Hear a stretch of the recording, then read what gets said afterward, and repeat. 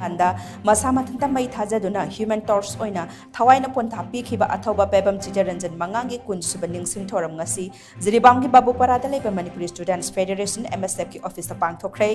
thoramadu Manipuri Students Federation District Committee Jiribam all Jiribam United Clubs Association all Jiribam Maira Paibi amadi all Manipur Women's Voluntary Association Jiribam branch na sinduna pang thokhibani thoramadu de miyam na athoba pebam chijaranjan mangangi photo da hekaleka tamki Thoramaduga Mari Lenina MSF Jiribam District Committee ki President Sinam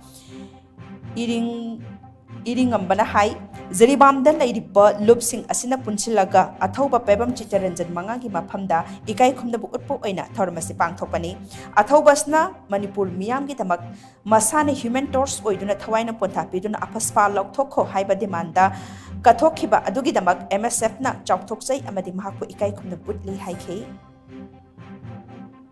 Athoba pibam chittaranjan mangang I haikat lekat tamjabani alwa 16 August Armed Special Force or Act 1958 ki amuba law masa matonta yaning da pongdo poina human torch oina Manipur gi damakta masa matonta mai thajaduna like aina sibu yaning di haina human torch oina oije kiba asigi mafamda MSF District Committee Jiribam Nuaitaba Kongdokchari. Tungin Roy Gidamata, Chanti the Hona Nabagidam, I quake right, Pina Nabagidamata Mana, Hawaina, Onta Oiduna,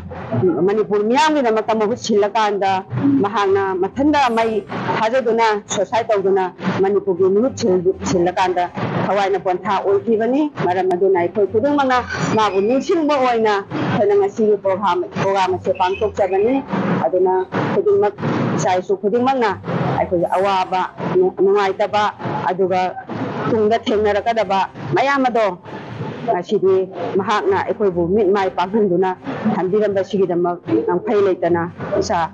Chittaranjan bu thagatsari